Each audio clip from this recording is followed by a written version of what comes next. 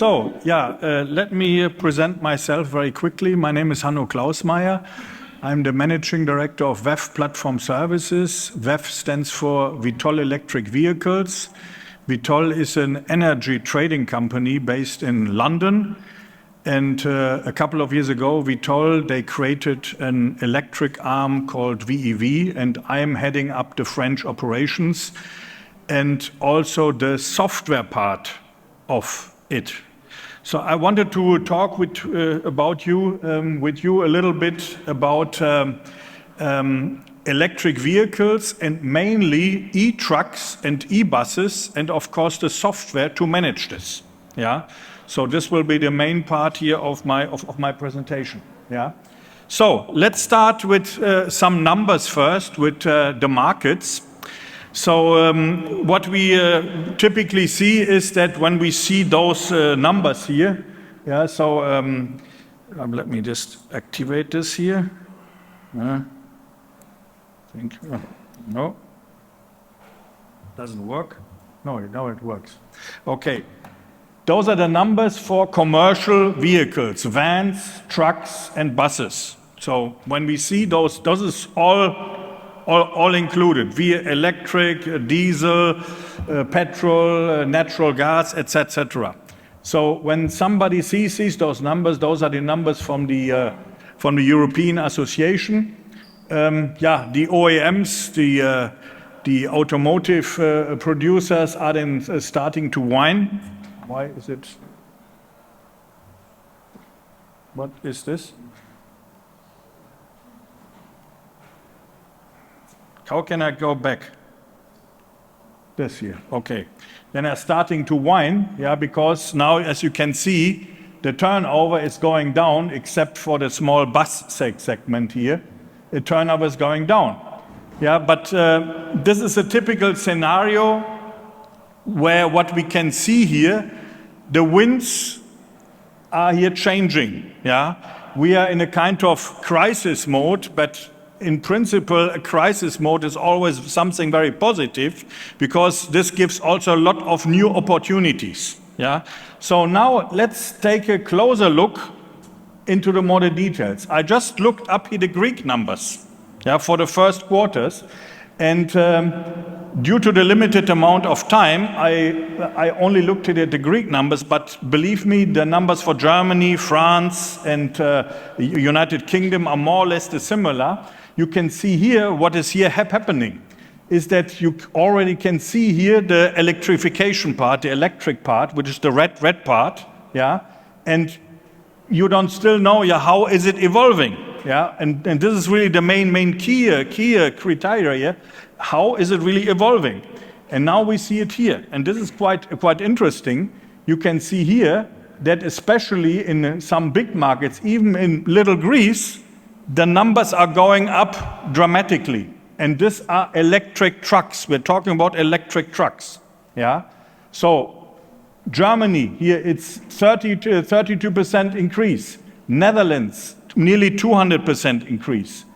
Sweden, especially all the Nordics, they have increasing a lot the electric vehicle part, yeah, of electric trucks. So this is now the new wave which is coming. Yeah, and this is really, from my perspective, a big opportunity for newcomers to really, let's say, occupy new market spaces here. Yeah, let's now look into maybe only here some numbers of the Traton Group, which means Scania and MAN. Yeah, you can see here the numbers are quite impressive. Yeah, that only here Scania and MAN have over 100% increase electric trucks and electric, let's say, buses, which is tremendous. Yeah, you can see this is really moving. Why is that so?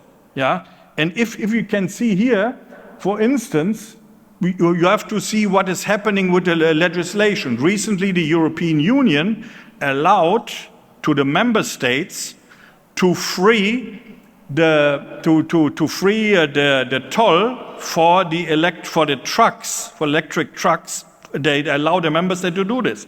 Germany did it now. They applied it. The Netherlands applied it to 80%. And what does it mean? This means that that practically a truck which costs you, maybe a diesel truck, a 440-tonner one, the N3 class, costs you 120,000, a diesel truck. An electric truck costs you normally 250,000 roughly, depends on the configuration, yeah, which is still 2.5 times more expensive than a diesel truck. But when you take into account 5 years of not paying toll, this can easily add up to 200,000 euros. So the business case is now a no-brainer. Yeah. So what I expect is, I expect a tremendous increase in trucks, yeah, in Germany, Netherlands, and also in Scandinavia. Yeah, all those member states of the EU who really took advantage of the new permission of the EU to really give the possibility to exempt the trucks from the toll. Yeah. So now let's also take a look at big China here. If you see that China is always, times 10 bigger than here in Europe. And you can see here also very interesting numbers. Yeah. So just 5 years ago, practically nearly 100% in China of trucks were diesel. And where are we now? Next year, they're expecting 60% of new sales will be electric trucks. Can you imagine what is happening in this market? This is really a revolution which is happening here. Yeah, that is tremendous, the change we are seeing here. And we will see, I'm absolutely convinced, similar numbers, at least in those states, in those member states of the EU who took advantage now of the new EU regulation. Okay. Maybe for those who are not familiar with how does electric truck works? I'm in the business of electric vehicles now for more than 10 years. And very often I have the conversation, how is it possible that trucks is too big, etc. You have long distance, you have so much weight you need to carry. But at the bottom line, it's not really a problem. Yeah, this is how typically how it works. This is something I stole from Total Energy, but I like this slide a lot. Yeah, and here you can see how it works. Typically, the trucks are charged at a depot, where normally electricity is much cheaper. Yeah, and when they want to charge on the road, yeah, now we have a lot of chargers, especially in France, in the UK, who go up to 400 kilowatt. So let's take an example, a Mercedes e-Actros, which has about 600 kilowatt hours capacity with a 400 kilowatt charger. You are done in a little bit more than an hour. You're done. Yeah, so this is absolutely feasible to do this in the break of the driver. Yeah, you know that you can drive 4.5 hours and then you're 45 minutes of break. Yeah, so this is all feasible. And then overnight they can charge in depots or with lower capacity. Yeah, so this is how it looks like, and this is the new reality we can see even for long distance trucking only using electric trucks. So in our days, that is no longer a problem to go from Stockholm, to Spain with an electric truck. It's now already possible. That's not future. I'm talking about the present here. Okay, now let's take a look what we are doing. Yeah, we are doing VEV, VTOL electric vehicles. We're doing electrification projects, mainly in the UK. So we are converting fleets, big fleets, to electric. Yeah, later I will give you a couple of examples of First Bus and Stagecoach, for instance. Yeah, so this is what we are doing. These are some pictures from our customers. Here we see a big electric truck, which is a garbage truck, for instance. We converted to electric of the company Serco, and it is running pretty well. Yeah, these are gantries where we connect chargers from the top. It's like this one, and then we get the charging cable from the top. Yeah, and we can then charge the trucks or the buses. Yeah. Here's another example. Here we have a bus company. This is, I believe, it's First Bus London, if I'm not mistaken. Yeah, where we install the gantries and also the different charging stations. Yeah, it's a project we did with them. Yeah. And here's another one. Here you can see the pantograph. It's with this is here of Kent City Council. where we charge the buses with the pantograph, you know, there's things which are coming down from the top, charges here with 450 kilowatts. Yeah, so we are talking about big kilowatt amounts here. Yeah. So, last not least, and this is something my special area, obviously, this is software. Of course, when we install all those stuff, yeah, we are talking about big installations, yeah. Let's give you an example. Yeah, later we'll talk a little bit more about this customer, Stagecoach. Stagecoach is the biggest operating bus company in the United Kingdom. It has over 8,000 buses, and of those are now close to 10% are electrified. Yeah, and they have a plan to electrify their full fleet the latest 2035, if I'm not mistaken. But this means they have a lot of depots with a lot of chargers, and this is a tremendous amount of stuff you need to do. And of course, you need to add here software, yeah? Because just adding new stuff, it's fine, but this means also a lot of additional cost, a lot of capex. This is why we need to control, yeah, those charges and do the right thing also to keep the cost under control. How? We will see this a little bit later. Yeah, so I'm comparing here a little bit. This is what I'm telling to my team. Those are two of my team members. This is in our new office we occupied since last year. Yeah, so I tell them you need to act here like Herbert von Karajan. Yeah, this is I have this still in my mind because my grandmother, she was a big fan of Herbert von Karajan, the big dirigent who was managing the Berliner Philharmonics. By the way, Karajan, originally I looked it up, originally the family came from Greece, by the way. Yeah, so quite interesting. So I tell them you need to be as elegant and as virtuous and as disciplined like those musicians. Yeah, that's what I'm expecting from them. Yeah. So let's now look a bit. What does it really mean? Here, this is an example from the company's First Bus. First Bus is, I believe, the number 2 or number 3 in the UK. They have about 5 or 10, 6,000 buses. They also have a big project to electrify their full fleet. Yeah. And here, this is here our dashboard. And this is, of course, used to improve the performance of your depot, KPIs for the transition to full electric. Yeah, we have, of course, ROI numbers there and better decision making and, of course, opportunity for efficiencies. Yeah, later will talk you a little bit more about this. So this is another example here. This is here what we did here, where we combining charge point management data together with fleet management data. Yeah, so we're not just developing a charge point management system, we are also combining this with external data lakes, so we can combine different information coming from the bus fleet, coming from, I don't know, the power market, and we combine this here together with charge point management data. Yeah.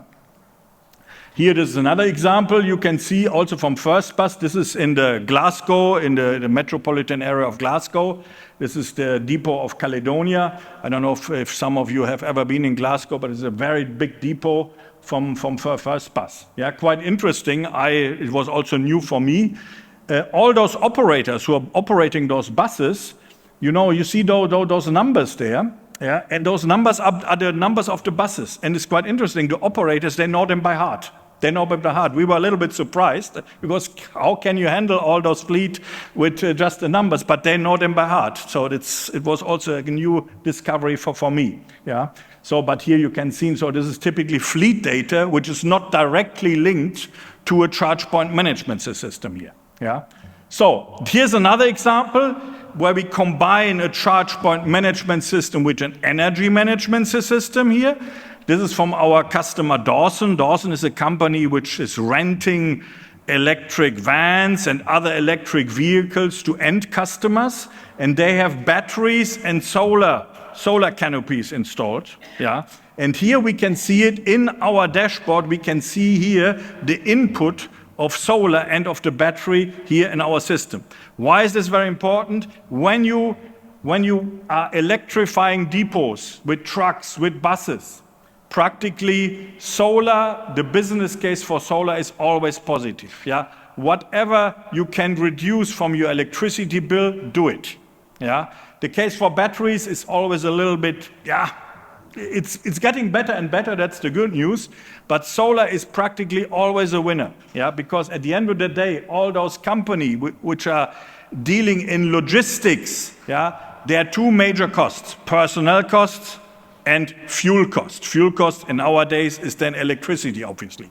Whatever you can bring down, it's always a winner. So, now let's talk a little bit how we are working here. By the way, this is my personal car, so just to show you that I'm also driving an electric car, by the way, now over 10 years, by the way. So this is my latest car. I have here a Ioniq 6. And originally, when we started 2.5 years in France, we didn't have all the nice offices. So we started in our garage, by the way. And later we'll tell you a little bit more. So here we can, in our system, obviously also have all the fleet data, the bus data, or the vehicle data, whatever. And we did. And later we will see this, if it comes to smart charging, cost optimization, for the big operator, Stagecoach, how did we do this? We just started in my personal garage. I went to EDF, Électricité de France. I asked for the biggest, what the maximum they could give me.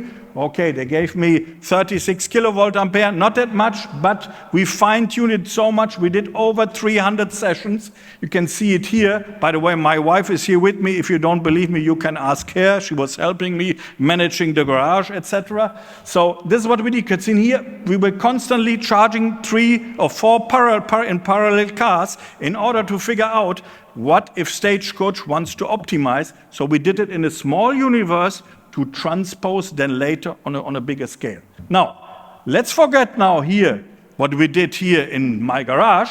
Let's call here, let's take a look here at one bigger depot at Derbyshire of Stagecoach. They wanted, you can see it here, 29 kilowatt dual chargers to support 57 new buses. This was for one depot. They wanted to do a 4.5 megavolt ampere power upgrade. They wanted a charge point management system to manage the charges. And they wanted, of course, a contract for charger maintenance. Of course, we delivered this to them, but we changed a little bit. We did this. So we downgraded. We said, you don't need those big chargers, 150 kilowatts. They're always afraid. The people are always afraid. Oh, what happens if my battery is not getting filled? Then I cannot drive the way I want to drive. No, we have enough time. Very often over the night you have enough time. So we downgraded this to 120 and only installed 27. What did we gain? We gained cost. We did the power upgrade. Yes, this was necessary. We delivered a charge point management system, and it also delivered them a new business opportunity. Remember, Stagecoach is a bus company. Typically what they do, they are running bus routes in cities. Good. And typically they are charging the buses overnight. What does it mean? This means that during the day, the depots are normally empty. So what can they do with empty depots? They can invite e-trucks during the day in order to better utilize the charging stations, which are sometimes expensive. And that is what they're doing. That's why they here said plus B2B functionality. So we also, we changed a kind of private depot into a semi-private depot, opening up for trucks, e-trucks of specific operators. So, we did charger maintenance, and also we did energy optimization. We will see this a little bit later, how we did this, how we did energy optimization. We installed, obviously, solar in order to bring the tariffs down, and we did smart charging. A couple of things regarding here, the issues, what you have typically. You have, for instance, here, you need to electrify a big depot, and at the same time you need to keep the operations running. That's sometimes not that easy. You need to cable, you need to build new substations, you need to, block the access sometimes, etc., etc. Then you need to handle, special requests from the customer. I remember in this case, for instance, Stagecoach said to us, well, do you know what? we still have some older chargers there. We would like to use them, so we were forced to use those older chargers and to operate them also with our charge point management system. Yeah, we had to manage, of course, at the same time, also to manage a kind of hybrid mode, diesel buses and electric buses. Yeah, we need to coordinate multiple teams and partners. So this is really the challenge, a concrete challenge of converting a kind of concrete bus depot site into an electric site. Yeah. Now, here I show you a couple of screenshots. This is again also a Stagecoach. They like their numbers there. With the numbers, they can identify the buses. They know them really by heart. So I couldn't believe it. Here is similar also a kind of fleet view of Stagecoach of a bus site. Here we combine also fleet management data. Yeah, you can see here the state of charge of each of those buses. Yeah. So now let's talk a little bit what we did in order to bring down the electricity costs for Stagecoach by between 20 and 30%. And we did this with our smart charging. Yeah. So this was the situation before we started with smart charging. You can see here how they charged. You can see, for instance, 49% was during the day and 51% was during the night. And after we started managing the site, we did it like that. Yeah. So this saved them between 20 and 30% every day. Yeah. So what does it mean? This means a lot of money. This improves the business case a lot of electrification. Then you can, if you really do this, you can really take advantage of electrification. Yeah. So last not least, this is my last slide. Then I hope that I spoke there enough. I also took a look. What does it mean for a national economy? Yeah. For a national economy, it means, well, we have a consumption aligned with a surplus mainly of wind energy. Wind energy is more difficult to produce than solar energy. Yeah. We have a more stable network because we have less peaks. Yeah. By the way, here there's one error. I need to apologize for that. It's not 3 billion of less important. It's 3 million liters of less imported diesel for 10,000 electric cars. I apologize for this small error there. It's million. If you may correct this, that's a small error I committed here. So, but those are the advantage for the national economy. This means here in Europe, we are all big oil importers. We're huge oil importers. Why are we doing this? We are constantly giving money, I don't know, to Saudi Arabia, Nigeria, I don't know, to whomever. This is not necessary. All is electrifiable.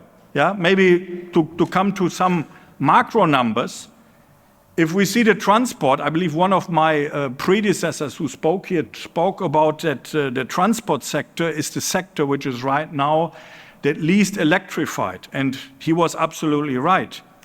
But the possibilities are enormous. And roughly you can count 45 to 50% of the fuel in the transport sector is consumed by cars. Close to 30% is trucks and buses. Then there is maybe a little bit less than 10% for vans, and the rest is airplanes and ships, etc. Yeah. So you can see the potential to bring this down for an economy is tremendous. It's absolutely tremendous. I read recently the latest number for Germany. I believe Germany is spending each year only for oil and gas 80 billion a year. Yeah.